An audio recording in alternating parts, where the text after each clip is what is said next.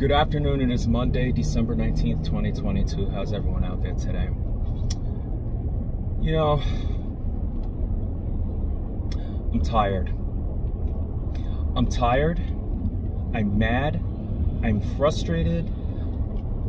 You can name every negative adjective that you can put in the books.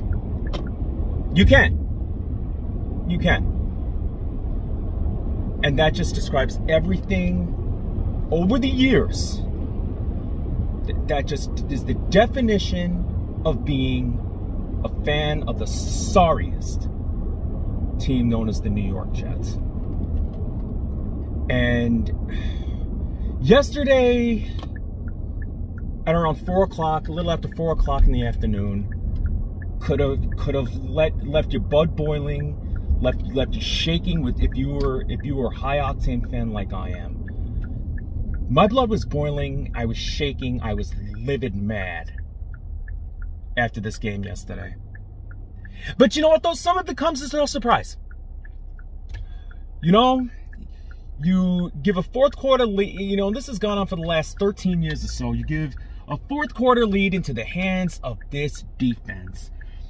You can play their tails off all they want, right? And it just makes you so angry. Angry.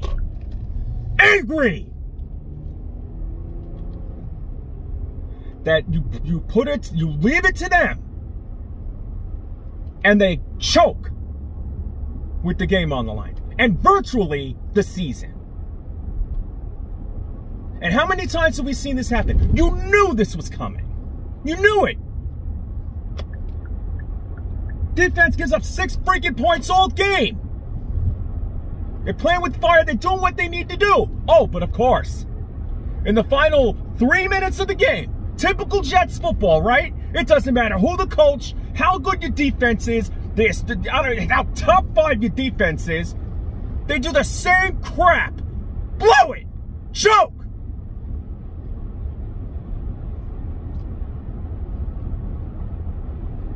And may I say, it was hard for me to get up out of bed this morning. It was hard. Because this game got me so angry, it got me so depressed. And normally after Jet games, I usually fall into the fetal position and try to forget all about football. And trust me, I did not watch a single shred of football the rest of the day.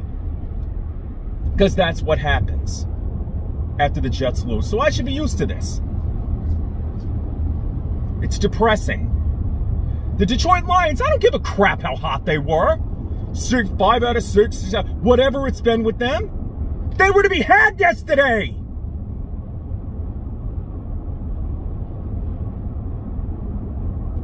The only thing the Jet defense didn't do was get to Jared Goff. You know? But still, they still played their tails off. And it's really shameful because the team seems to forget that football is a 60-minute game. It's not 58. It's not 59.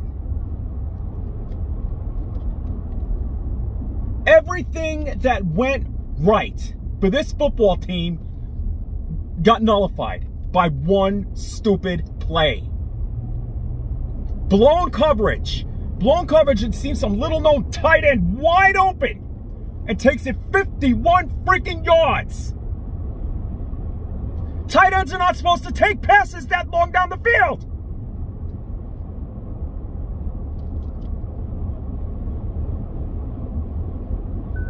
But dear God, he was open from there. From there to Midtown Manhattan, to Times Square. There you go. All the time does this happen. And this is what's going to cost them the playoffs. Losses like this, which have plagued them all freaking year. All these winnable games that they've lost. New England, twice. Minnesota. This game.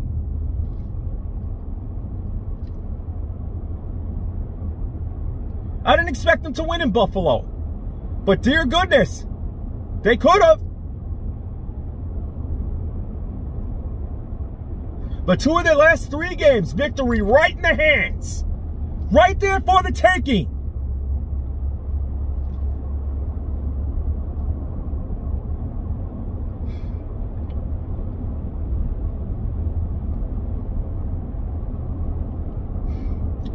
And that's the defense.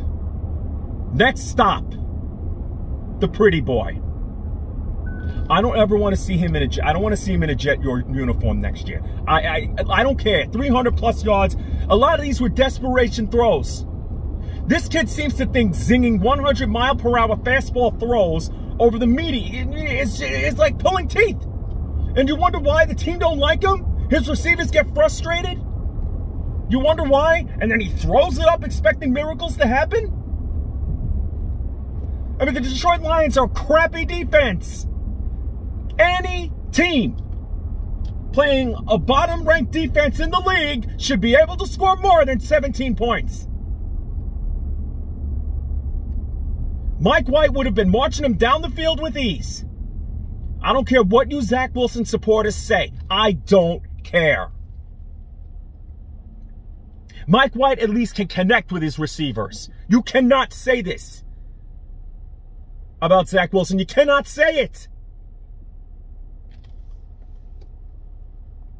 You know, that touchdown he threw to Azuma for, what was it, 40-something yards? You know, it was a throw-up that he had to come down with and get in the end zone. But he couldn't hit guys easily over the middle. Guys wide open. Something Mike White knows to do. And you knew, and still, despite everything, they had a chance to win. They had the chance to win, and they should have won. And then this throwing off the back foot thing, you know, he made a lazy throw that was intercepted early in the third quarter. Led to Detroit scoring points, gave him the 13-10 lead. Oh, may I say this? Speaking of which, you know, the Jets lost 4 points off the board when, you know, late in the first half, you know, the pretty boy does make a couple of nice plays, and then there's clear as day pass interference in the end zone, and it goes uncalled. Who knows what happens there? They're on the 1-yard line, and likely they score. Or maybe not, because after all, hey, here's the other thing with the failed offense. You would think with the lousy Detroit Lion defense, our offensive line looked overmatched. I mean, they couldn't get crap on the ground on this team yesterday. And it seemed like, you know, the wheel of offensive line is come back to bite them. They miss AVT. You know, it's come back to bite them in the rear end. 20-something yards, it's like they did their homework on Bam Knight, who had been so good. They did their, I mean, Michael Carter came in, and, you know, made a couple of nice runs. Not to mention he had that miracle catch that should have been intercepted. But outside of that, yeah, the pretty boy wasn't that good yesterday. I had 300. Oh, but he was pedestrian. 2 touchdowns and an interception. You know, he still throws up hoping for miracles. He's always going for the home run pass. He always throws off his back foot. He always, it's ridiculous. Yeah, he made a couple of nice plays here and there. He converted that 4th and 18 late in the game, and that's great. Did we win the game? Speaking of which, special teams. I'm not going to fault Greg Zuerlein for missing that kick at the end. 58 yards, outdoors, it's cold. He's not going to, you know, he can have Greg the leg all he want. Who knows if he got it to the right hash mark? I don't know. But from the left, he wasn't making that. And even if it was from the right hash mark, that's asking a lot in that stadium. And they almost nearly didn't get it off.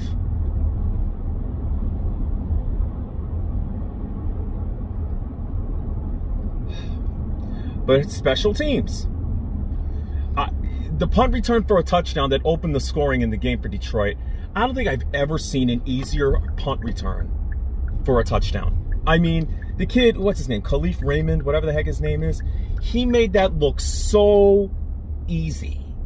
Like it wasn't even funny. Like that was probably the easiest punt return I've ever seen. The guy just dodged maybe 1, 2, 3, and it was gone.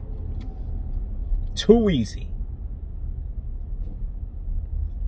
So outside of, I mean, at the same time, Braden Mann's foot, if he had to do a one quick leg, because if not, he would have been out of the end zone, would have been a safety to Detroit. And the way that first drive went, Detroit had the ball to start the game. They were marching down the field with these, converting third down here, or, you know, here to Timbuktu. And, you know, the Jets luckily got the goal line stop, including a fourth down stop. And Detroit came away with nothing. But still. And may I add, in the Jets' opening possession, they had a missed pass interference call there too. But I don't want to blame, you know, the refs did take 2 touchdown runs away from the Lions in this game on the same drive on offensive holdings. But at the same time, it's just gets you so frustrated. Just analyze it. Just breaking this down is just so, yeah. But the defense, it was just a killer play. It was 4th and inches. They get the stop, the game's over, basically. Lions only have 1 timeout left to stop with 2 minutes to go. They can only stop it once. Jets get a first down with the ball and the game's over. Even if the Lions convert a first down on short, 4th and short, whatever, even if they get a few yards, you know, they still have to go the length of the field. And you let them go 51 flipping yards.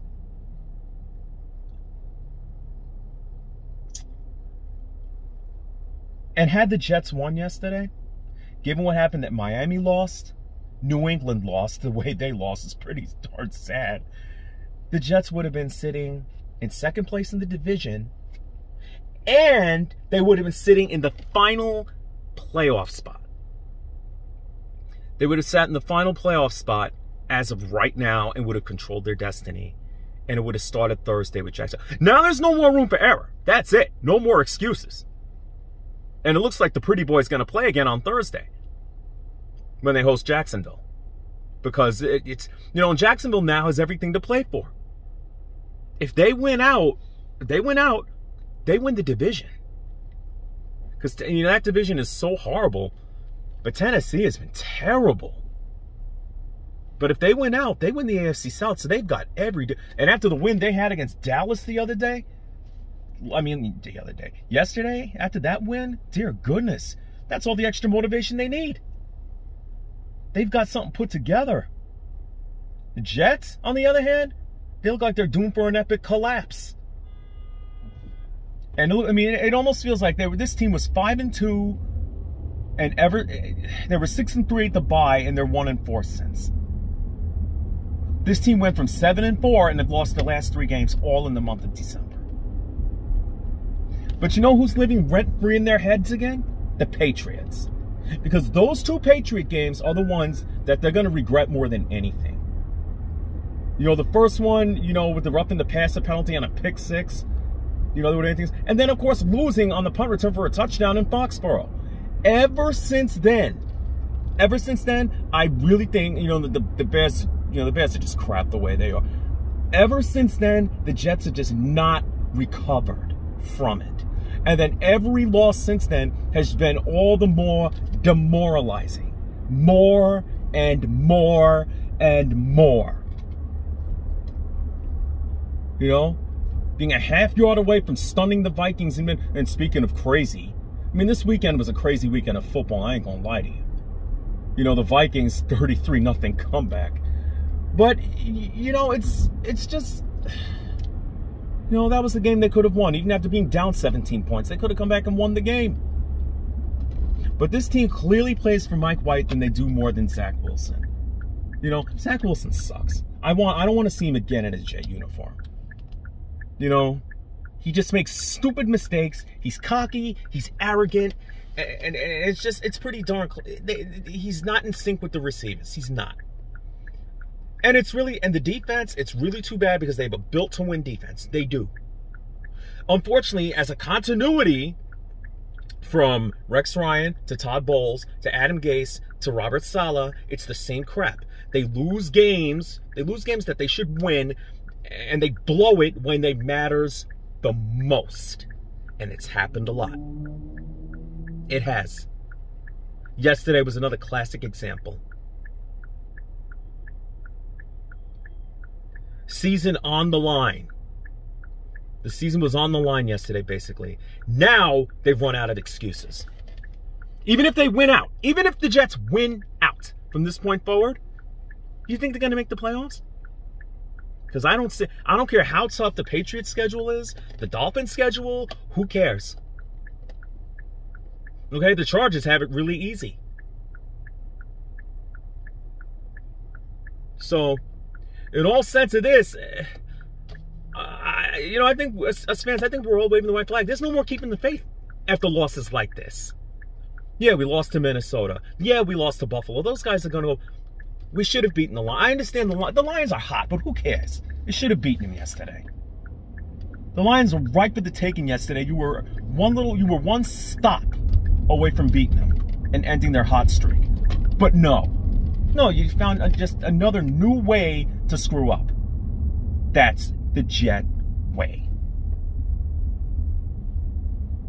I want to apologize to all of you for screaming and yelling. For those of you who listen to this crap, I just, yeah. Hopefully you had headphones and hopefully your volume was down. That's all I could say. Anyway, I'm going to peace out for now. Hope it's another long Monday afternoon at work. All right, deuces.